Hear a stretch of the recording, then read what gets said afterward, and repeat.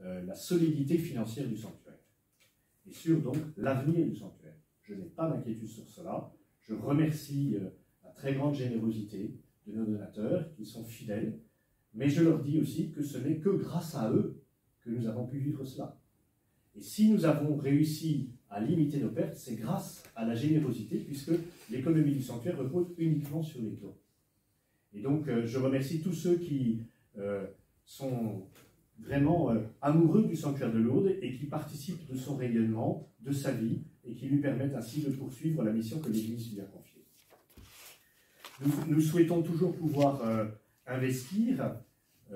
En 2021, 78% des ressources nécessaires pour faire vivre le sanctuaire ont été trouvées. 78% des ressources ont été trouvées. Et elles ont été trouvées notamment grâce à des offrandes sur place, mais aussi grâce au développement des offrandes sur le numérique, donc dans l'alliance entre les deux. Nous voulons investir en 2021, en 2022, notamment sur la réfection de logements, la vétusté du bâtiment des Espélugues, près de la maison des Chapelains, sur la réfection de la chapelle Notre-Dame, des lieux de culte, sur, et un gros projet sur la poursuite de la mise à niveau du plan général d'accessibilité handicap, qui fait partie d'ailleurs, qui fait partie aussi du désir de la ville de Lourdes d'être accessible plus généralement, notamment la rampe d'accès de l'OCH par exemple. Nous avons le projet, nous avons même plus que le projet, de racheter la bergerie de Bartrès. Vous savez, cette bergerie à Bartrès qui appartenait à un particulier. Il paraissait important que ce patrimoine ne quitte pas son origine et donc qu'il puisse être dans le patrimoine du sanctuaire. Et nous investissons, comme je vous l'ai dit, dans le village des jeunes et beaucoup aussi dans l'audiovisuel, puisque cette notoriété du sanctuaire est très grandement liée aussi à la diffusion de ce qui se vit, à la grotte, mais aussi dans les autres lieux de culte. Maintenant, Sainte-Bernadette est équipée, Saint-Bilice est équipé, l'Esplanade est équipée et peut retransmettre l'essentiel de ce qui se vit et qui est retransmis grâce à différents partenariats avec des télévisions que nous allons augmenter et développer. Les grandes célébrations de Lourdes et les chapelets et les messes sont retransmises. J'ajoute que en 2020 et 2021, la réfection du clocher de la basilique de l'Immaculée Conception est la première partie d'un chantier que nous ouvrons sur plusieurs années pour la réfection intérieure de cette basilique, qui est la réponse à l'appel de Marie, allez dire aux prêtres de bâtir ici une chapelle. Cette chapelle, c'est la basilique de l'Immaculée Conception, avec la crypte dans laquelle Bernadette est entrée, le seul endroit, le seul lieu de culte dans lequel Bernadette est entrée.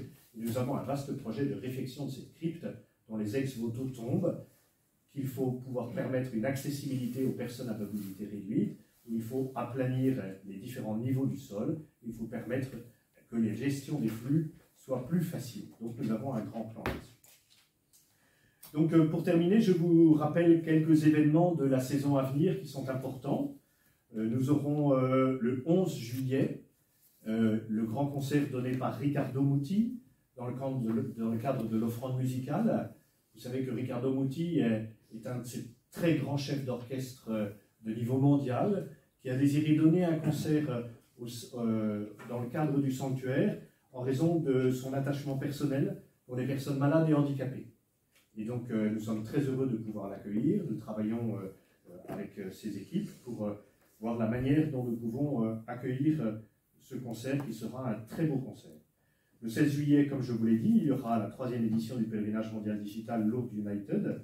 Le 21 juillet, il y aura le départ du Tour de France à l'intérieur même du sanctuaire. Ce n'est pas la première fois que le Tour de France part de l'intérieur du sanctuaire, mais c'est un événement qui permettra là aussi aux coureurs d'être en lien avec les malades, les personnes malades et les personnes handicapées qui seront à la première place pour ce départ du Tour de France et qui permettra aussi de mettre un focus sur ce qu'est le sanctuaire Notre-Dame de Lourdes. Il y a une vieille histoire entre le Tour de France et Lourdes que je pourrais vous rappeler si vous le voulez, mais qui commence en 1948. En 1948, il y a eu un départ du Tour, un départ de l'étape. Et puis, au fil des années, en 1950, il y a eu une journée de de repos à Pau, de nombreux coureurs italiens viennent à Lourdes. En 90, les coureurs ont fait le tour de l'esplanade. En 94, la veille de leur passage dans le sanctuaire de Lourdes, les coureurs du Tour avaient rencontré des pèlerins handicapés. En 2015, au départ de Pau, les coureurs sont passés devant l'accueil Notre-Dame. En 2018, il y a eu le départ depuis l'esplanade des Invalides. Donc depuis 1948, il y a une vieille histoire avec le Tour. Et donc, c'est pas rien d'ailleurs que Monseigneur Théas, que vous connaissez tous bien, avait dit que si la Sainte Vierge avait connu le vélo à l'époque de la Visitation, elle y serait allée voir sa cousine Élisabeth en vélo. Et il avait à cette époque dit qu'il faudrait qu'il y ait un nouveau titre pour la Vierge en l'appelant Notre-Dame du Tour de France. Donc si Monseigneur Théas a parlé de Notre-Dame du Tour de France, le sanctuaire a toute légitimité aujourd'hui pour accueillir le Tour de France. Donc je me réjouis que le 21 juillet, il y ait aussi ce départ du Tour de France.